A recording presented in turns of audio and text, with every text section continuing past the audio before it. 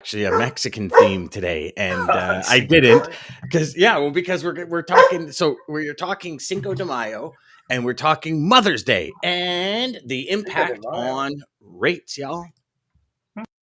Welcome to the HPLS podcast. Live, relevant, and high performance information, conversations, and education weekly.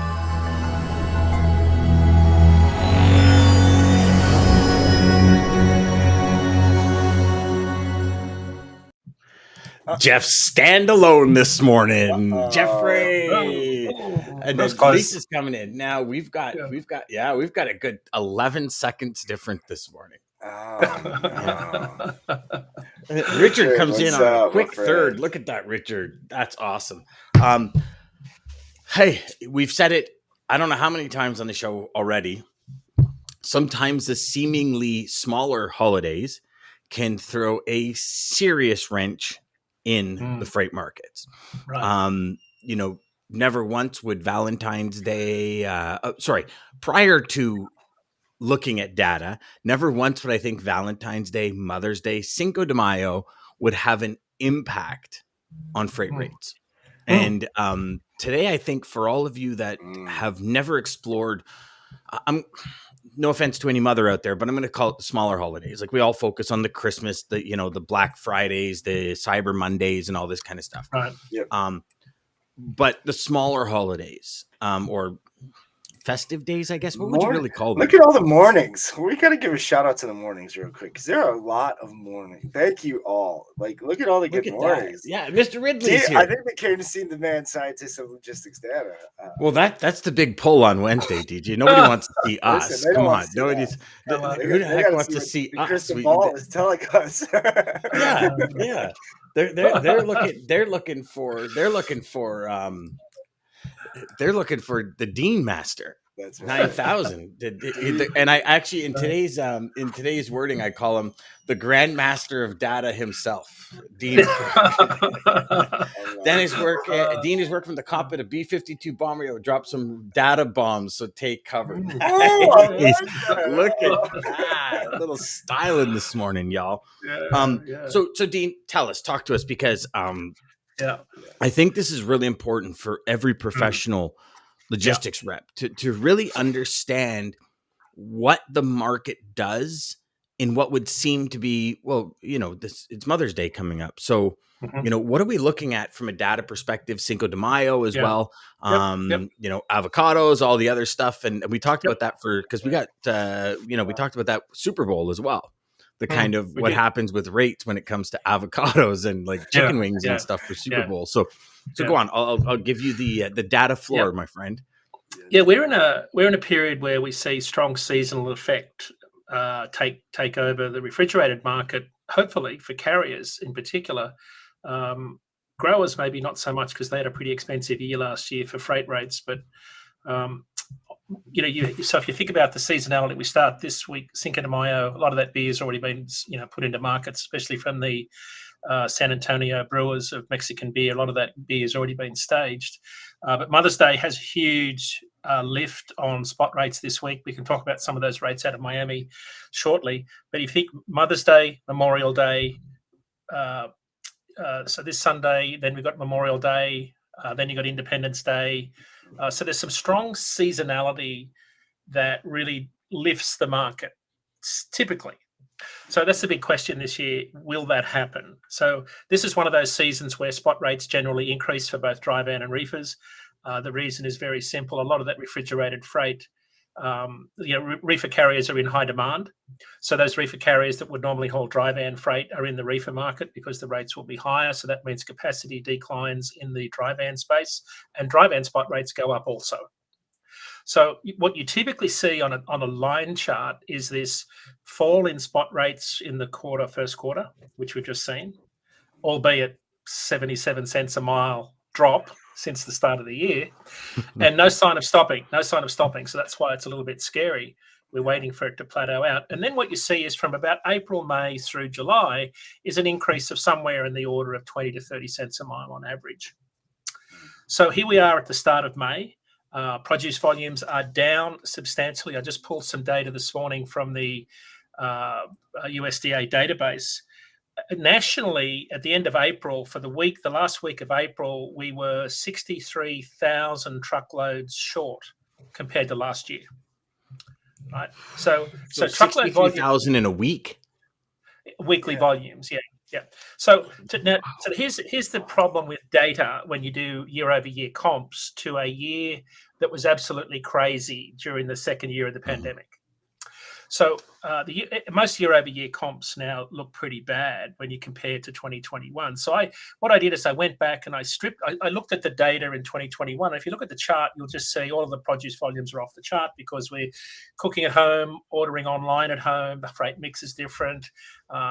So what I did is I went through and I just stripped out the month of, the year of 2021 last year and looked at the last 10 years of volume. And what you see is that we're right on par with the average of the last 10 years for the month of April. So even though it's down compared to this crazy 2021, we're actually, trucking along at fairly normal volumes. Now, that said, the season is off to a much slower start.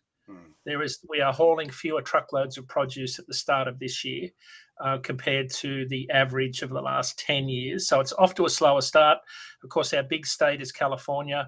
A lot of our volume comes from there. They've got a drought. We've got water shortages we covered on last week's show. So we're certainly off to a slower start in the produce market. But of course, if you dig into deeper lanes, this is where data is really helpful. When you look at some of the lanes this week, you will see spot rates on some of these lanes out of Miami jump substantially, as much as 50 cents a mile this week. Because and why Miami? What is it that's coming out of Miami right now for everybody watching and listening? So most of our fresh cut flowers come from equatorial countries where there's 365 days a year sunlight. Labor's a lot cheaper. They fly in on 747 jumbos. It's a south-north freight lane on the air cargo space. So it's South America to the United States. It's North Africa, Kenya to Europe. So they travel in that same time zone. And there is a little bit of crossover. So what we see is, and I've got the data here, again, we've covered it this week, but it's something like 80, is it 80, 80, I'm going to say 88% of our flowers that for Mother's Day will land in Miami. Wow. Miami's got a massive perishable handling infrastructure. They've got a massive infrastructure that can handle air to truck logistics and air to air transfers. So it's a really big hub for international air cargo. So it's well set up. It's typically this time of the year, freight rates are pretty low coming back out of that area because it's more of a backhaul lane, right? Because a lot of that volume goes south into the Miami market because it's a consumer market primarily for reefer carriers, that and Orlando. So rates are pretty handy coming back out for people to get freight moved. But this week capacity tightens, and before I get into the rates, why Miami is the second part of the question from Rose's. 61% come from Colombia and 35% from Ecuador. Oh, wow. So that's where most of our roses and carnations will come this weekend. But if I look at rate view, Miami, Chicago, for example, last year rates jumped 44 cents a mile in this week. Last year, that's average rates. Miami, that's Boston. Miami, Boston, they were 279 in April last year. They're at 274 today. That's excluding fuel. So last year they peaked at 324. There's no reason to suggest that won't happen this week. Miami, Chicago, it's at 266 today. It peaked at 250 last year after jumping 40 cents a mile in the week before Mother's Day last year. So it's already up. Yeah, it's already up. So what happens is this time of the year, you start to see this inflationary pressure put on refrigerated rates because some of these big markets come online, big produce markets. But the really big impact on reefer rates this week is typically, the Mother's Day volumes in particular. A lot of teams have to haul it because it's got to get going, get the freight moved quickly. For some carriers, it's a real pain. There's absolutely no love in hauling roses. And that's because a lot of it's hand unload at small shops. Yes.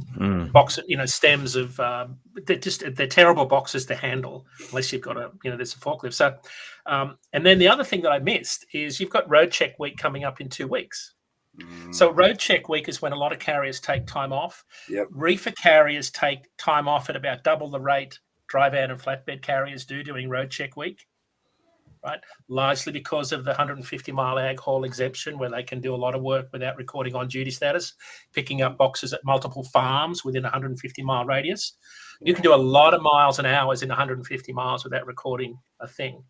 So anecdotally, my friends that haul reefers, they'd rather have the week off and go vacation than be subject to scrutiny in that area. It's not giving away too many trade secrets, but Mother's Day, Memorial Day. I miss having multiple logbooks. I really do. Gosh. And I remember when I first got my license, and when I first moved from Quebec to Ontario, and the owner of the company I work for said, you need your license, you need to come on a trip with me. Right. So I went through the whole process, got my license, drove team with him.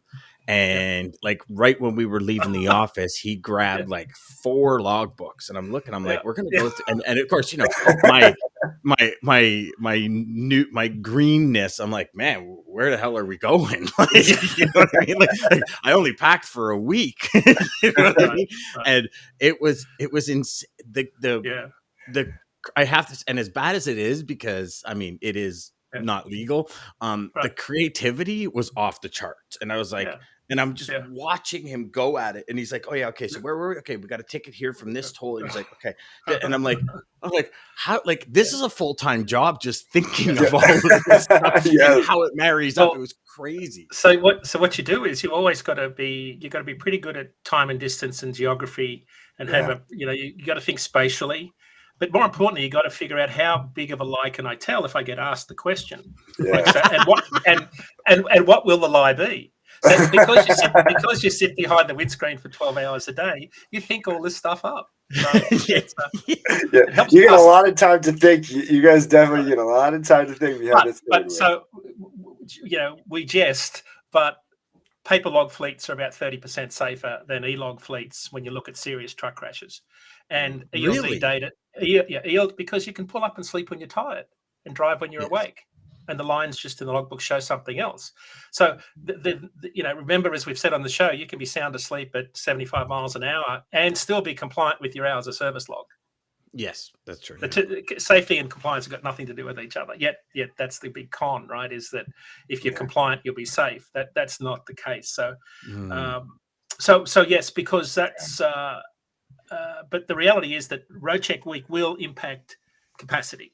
So for those of us in the intermediary space, you've got some major seasonal forces at work, and you've got road check week coming up. Anecdotally, some of the state troopers, particularly in Maine and Vermont, are hammering truck drivers this week. So it wouldn't surprise me to see them do something in advance of road check week just to catch carriers out. That know they're going to take off for real. Yeah. So we need to watch that. And I just saw Jeff's comment about the plant nursery business spikes out of southern Florida. Of course, plants are a huge part of the freight task for people that are putting things in their garden, of which I need some for my house we've just bought. So I think the Data Wednesday story is this is one of those unique weeks where refrigerated capacity tightens on some very heavy lanes, and it really starts to lift the market. And that's what we're looking for from a carrier perspective, is a correction of the slide. So the slide is dramatic in terms of how far spot rates have dropped. In refrigerated, they've dropped, and we've focused on reefer this week, down 77 cents a mile year to date, down 23 cents a mile in the last week. Current average is about 239 excluding fuel. And to put that into context, that's 2 cents a mile lower than the peak of 2018. So under 2018, wow, which was a really good freight year, right? It was a bull market for albeit mostly flatbed. So Dean, I've got a question for you. So we've got produce being down 50% out of California. Yep. We've got the Mother's Day and flowers coming into Florida. Are we to expect a serious hike, or would carriers that typically do the California market shift their freight over to Florida to start hauling that? Because to me, when I listen to the data and I start putting kind of, even just call it the last 3 weeks together, right? Because we've had this conversation before where data is a continuous conversation. It's not a one piece equals ABC. So we have an increase in capacity because we're 50% less produce coming out of, or I think it was 53 or something percent less produce coming out of California that you talked about last week. So will that capacity shift, or is it kind of, or do we expect a drastic increase? And I'm more speaking for people that are hauling general freight out of Florida, that kind of stuff, maybe that has customers that they're competing with other people in the market to go to Florida. Because if people are trying to get to Florida for good rates coming out, they'll drop the rates going down. We've seen that with a few clients over the last couple of weeks in Texas.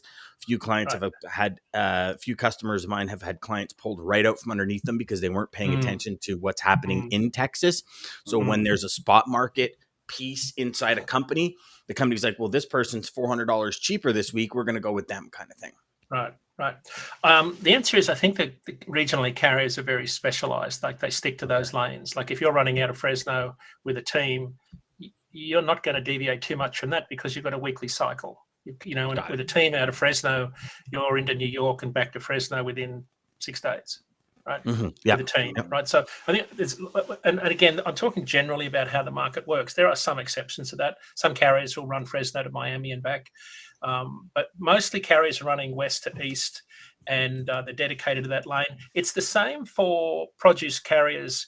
If you follow them on social media, it's Central Florida Produce Boys, it's Left Lane Express, it's Produce Mafia. When you look at these guys and where they run dedicated lanes out of Wisconsin with cheese and butter straight into Miami. They'll run produce straight back. You'll see a lot of Miami produce runs into Canada, so you'll see a lot of those dedicated carriers coming south into Miami. My experience is that if you're hauling produce out of Florida into Hunts Point, New York, you're pretty much running backwards and forwards on I-95 all the time. Because of the cyclical nature and where you've got to be each week for those loads. So I don't think the capacity will shift that much, Dan. I think it'll stay on its lanes and have to weather the storm with those rates. I'm just trying to load up the difference in the markets right now to see what Fresno's average rates were doing. But you'll see, I think capacity rates are going to increase. You will see some carriers gravitate to Miami. The thing is with Southern Florida, right, you've got to be able to get there with decent volumes to load back out. So it's a lane balance question more so than anything. You can't just run empty, down into Florida and then hope you're going to get a load of produce, because that would completely defeat the purpose. Yes, 100%. Yeah. And now, Dean, real quick, Dean, with the adjustments, because obviously you said we should see with the seasonal jump like 40, 50 cent jump up. Do you think that will, once the seasonality of that lane, do you think it'll come back down, or is it going to stay? Oh, those lanes will. So produce season in Florida peaks in May and then dies right off as it gets really hot. So you'll still have volumes coming out like watermelons now and other commodities, but it really peaks around now and falls right away. So and then it moves north into Georgia peaches, onions Georgia, and then eventually at the end of the year we'll end up in cherries out of the Imperial Valley, I think it is. Up around Stockton, Lodi, California is like the cherry capital. It's only a 6-week season. And then it moves further north up into Washington State. And so it's sort of this south to north phenomenon. My fear, though, Dan, is if I'm thinking about it from a carrier perspective, the reason I say fear is they've just had a record high diesel price hit this week, right? For those that not in the getting the full compensation for the fuel surcharge, which I think is up to 68 cents a mile this week, or maybe it's 62 cents a mile. But anyway, when you've got $5.51 per gallon average diesel price, it's going to have a big drag on those carriers' profitability and whether they decide to operate in those markets or not. I'm just looking at refrigerated rates here now, and if I could just so spot rates are up generally across the board in Miami. They're up 9.4%. So they're up 20 cents a mile in the last month out of Miami. Average rate northbound to all markets. Out of Fresno, rates have increased. So this is the produce market over there. They were flat last week. So normally you'd be seeing spot rates increase. The last 4 weeks they were 230, 226, 233, 233. So relatively flat. out of Fresno, which is a really big produce market. It's the biggest. And at the time of the year when we should be seeing rates much higher for carriers, is that because there's an overcapacity because there's less produce coming out? Correct. There's overcapacity and less volume. Yeah. And we're actually seeing this. And I was having a conversation with I forget who. Conversation with somebody this week about it, and it's not just California. I don't know if you read the latest report from Indonesia. So Indonesia is about 67% of the world's palm oil, which is made like candy bars, potato chips, like all different foods are made with palm oil. And Indonesia supplies globally close to 70% of palm oil. And they've actually, because of a drought, they've ran out of cooking oil for themselves, and they're unable to import it because one of the places they imported it from was Russia. And so what they're doing is they're no longer shipping palm oil to anyone in the world until their country is set. And we're starting to see a lot more of this globally in the supply chain, where people are saying, okay, we're just going to make sure we have enough for us, and then we'll sell or we'll export what's left. And it's interesting because the article in the Wall Street Journal said, we're not sure, like no reason to ring major alarm bells just yet. But if you look at it like what's happened with coffee, so I don't know if, like, I'm huge on when I go to the grocery store and I see prices increase, I come home and for like an hour I research why it's happened. Right. Brazil and Colombia, the two largest exporters of coffee globally, have had droughts as well. And so those droughts have made coffee go up 63% in cost. And this article from Forbes was saying that the reason you're not seeing, so this article was written like kind of mid 2021. And they're saying the reason you're not seeing it yet is because like the Nestle's, the Starbucks, they have so much supply. But as that supply wears down, you're going to see a massive increase. So it might actually come to the point where you got to, reverse mortgage your home to get a Starbucks cappuccino. And that might be a real thing going forward. You might have started the new meme going around. There was, hey, I just got approved for my new loan for a tank of gas. Maybe we'll start it with the coffee. Brother, so you guys know I just got my truck, right? A couple of weeks ago, I just got, finally, after a year and a half, Ford delivered on my truck. So I had to fill it up yesterday for the first time. And let me tell you about a sphincter tightening and me going, no, I'm not doing, forget it. I'm never driving again. Like it was $227 to fill that truck. Right. Personal friggin' vehicle. And I work from my home office. And I literally like, and don't get me wrong, I'm not that type of person that will go out and complain. I chose to purchase a truck. Right. I made that decision. I have to live with the consequences of it. But I went from a Fusion Energy, which was a plug-in hybrid. I was 2.3 liters per 100 kilometers. I was getting like 1,000 kilometers to like $42. Now I'm like the complete opposite. But a friend of, we were out for dinner on the weekend, and I was talking to my friend. He's just built a new house, and he's finding the same thing. It's like all of a sudden it's like shortages on specific things that weren't short last year are now short this year. And it's just this scales keep like we're almost in this massive ocean of uncertainty, and the scales keep tipping left and right. And it, on the weekend I went and got a can of coffee. And we usually get probably like one can a month. And so last month we usually get Folgers or Maxwell House are kind of the two coffees, and they're $6 to $8 a can. And I just paid $14.99 for the same can that was like $7 last month. Right.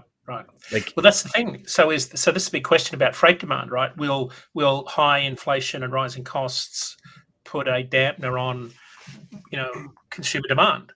So we're all. So this is a really interesting question, because for those of it that are in the intermediary space, right? So spot rates are loosening, capacity's loosening, contract rates are peaking and starting to drop, right? So I think what shippers are going to do that you're working with, they're going to start to extend their bids, do more of them, do more short-term bids.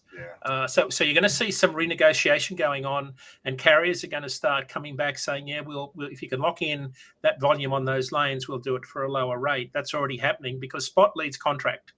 Right, so if spot is down 77 cents a mile and is under contract about 40 cents a mile in reefer, you've got to expect at some point contract rates get dragged down in the second half of this year. So what the big unknown is, inflation's high, consumer demand could take a hit. We're definitely in a season where we're spending more on services and less on goods. So because the pandemic was highlighted by more spending on goods that trucks hauled. That, as example, by my produce season analogy, we're down substantially, down 31% year over year, but that's comparing to a crazy year last year. So there's more normality returning to the market. But I think from a capacity purchasing point of view, you're going to see costs, rates come down substantially, I think, in the spot market. They will bottom out shortly and start to rise, but I don't think, DJ, you asked, will they rise materially through Independence Day like they normally do? I don't think so. I think they're going to bottom out, and some of those seasonal effects around Road Check Week, Memorial Day, Independence Day, rates will kind of bounce around for the rest of the year is what it feels like. Okay. So that's what we're looking for. But as of today, rates are still heading south in the spot market. And I saw, I think Jeff made a comment and Daman made a comment there about rising diesel prices. Yeah. So $5.51 a mile for diesel prices is just absolutely frightening. So if you're getting all-in rates from your broker and you're not getting full compensation for the fuel surcharge, just average line haul rates, you've gone from making 55 cents a mile this time last year to losing 17 cents a mile today. And that is because spot rates are 17 cents a mile lower year over year, but diesel is up $2.30 a gallon in the last year, I think it is. So carrier profitability, this is where you have good partners and work with your people and be transparent, because carriers are really hurting. It cost me $1,740 to fill up my Peterbilt last week. $1,740 to fill your and how many miles would you get out of a tank? Oh my goodness! So I'm getting that's 300 gallons. I got really big extended tanks for those truck heads out there that are saying, how do you get 300 gallons in two tanks? Divide 6, I only get 6. So if I do 300, it's 1,500 miles. 1,800 miles, sorry. 1,800 miles. So you're pretty much $1 a mile. Fuel. Yeah, almost exactly. The average is about 85. Yeah. Yep. Yeah. So if you're averaging $85 a mile is what you're spending in fuel. Yep. Or 85 cents a mile is what you're spending in fuel. If you're running, $1.80 a mile, that's $1 to go towards truck payments, trailer payments, maintenance, driver wages, benefits, salaries, systems, electrical, gas, heat, gas for your office, heat. So it's $2.05 is the cost per mile to run my truck. $2.05, right? So $2.05 is like, you have to say, what's the floor price? Where do rates drop to? How low do they go? And you would have to think that, the floor price is what it costs to operate a truck. Well, if that was the case, you would never have anyone go bankrupt, right? The reality is that there are carriers hauling dry van freight out of Miami for 85 cents a mile today. Yeah. Because there's not much of it. So that's just fuel money. It's like it's not even. There's free loads basically. This is complain about $805 to fill out my 2 tanks per truck. Right. Used to. And, here's my conspiracy. He wants it back now. I think that's what he's saying. Yeah, I'm about to vent. Here's the conspiracy theory side of me coming out. Right? I feel, and again, I feel they raise prices to a certain level where we're all like, oh my gosh, what happened? And then they drop it, but we're like, oh my God, fuel's cheap. And it's so much higher than it needs to be. But it's like, they I can remember when, so I said to my wife yesterday when I filled my truck, I said, never, ever in the 30 years I've been driving, because I got my license at 16. So in the 29 years I've been driving, never have I paid that much to put fuel in a vehicle. ever. Yep. Ever. Yep. And I've had trucks many, many, many years. And, I remember when fuel went to $1 a liter in Canada. And then it went to $1.10 a liter. And then it went back down to $1. And we're like, oh, man, fuel's cheap today. It's $1. Yeah. Well, a year ago, it was 62 cents. You know what I mean? But they get you. I don't want to get into it because we're not. Well, these are extraordinary times. These are extraordinary times. And people say, oh, there'll be a bloodbath, blah, blah, blah. Well, what people are forgetting is that carriers just had their best year since deregulation financially last year. Now, anecdotally, I talk to carriers and they say they're pretty flush with funds and they can ride this out. They can park their trucks and take it easy. But I think the challenge is we don't know how long diesel prices are going to stay high because there is a tightening of supply. And part of the reason diesel prices went up this week is a tightening of supply on the East Coast in particular. Yeah. So there is definitely inventory issues going on. Supply is tight, global geopolitical risk. There's tons going on. You've really got to stay in contact with the news cycle because it's changing every day for everybody in the market. Nerf's got a good comment. It just distracted me. He's got a guy hauling 82 cents. He's happy to get out of there to buy stuff. He's still shopping at Starbucks though. He's still only getting a quarter cup of Starbucks though. That's the thing. Mocha. Frappuccino espresso. Their fat is hilarious because I don't know how many times if your coffee has more than 2 words, you got to move on, man. And Nerf says tell everybody Starbucks what mocha latte, frappuccino espresso, Nespresso iced with lemon cherries, banana on top with an umbrella. And that alone is going to cost you $17.99 US. Yeah, how much does that cost? You could run out of hours just waiting for it. Right, that's a half-hour break right there. Creating a line, just saying the order. Yeah. So awesome, DJ. What do we got to bring us out today, brother? I know. So all of y'all watching and listening before we went live, DJ was struggling to pick a quote, and he's on this streak. And I think what it is, Dean, today, I wasn't sure. I had, I knew we were going to talk about Mother's Day, Cinco de Mayo, so I had a feeling, but we'll see. But again, thank you everybody for all of your comments, for joining us daily like you do, for all the good mornings, all the feedback.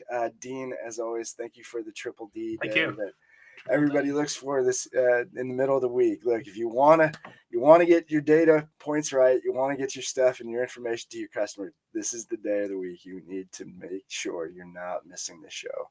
We do have it replayed twice a day for all you on the West Coast who aren't early birds like some of our faithful warriors out there. It's replayed at 12 o'clock and 3 o'clock daily, LinkedIn, so check it out.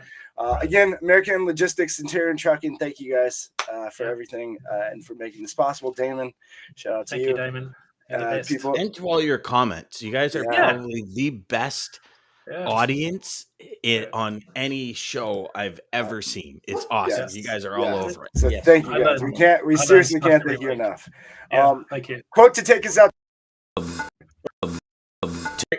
Sorry, my bad. I got totally trigger happy there. I was actually thought I was on the comments and I was going to pull up a comment. I'm like, boom, and I click it. I'm like, no, don't click it. So stop it. But then I clicked it again and I clicked it again. So I apologize. I'm sorry, DJ. That's okay. Were you going to put a Preet's comment? Because I was going to, but I was on the total wrong page. And then I started.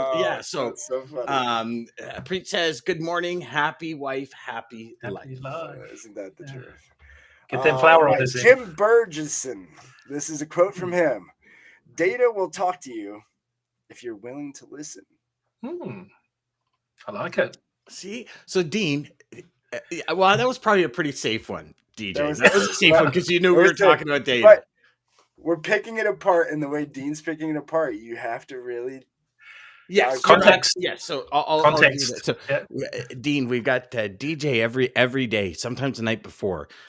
He picks a quote for the show, and it is insane how bang on he is.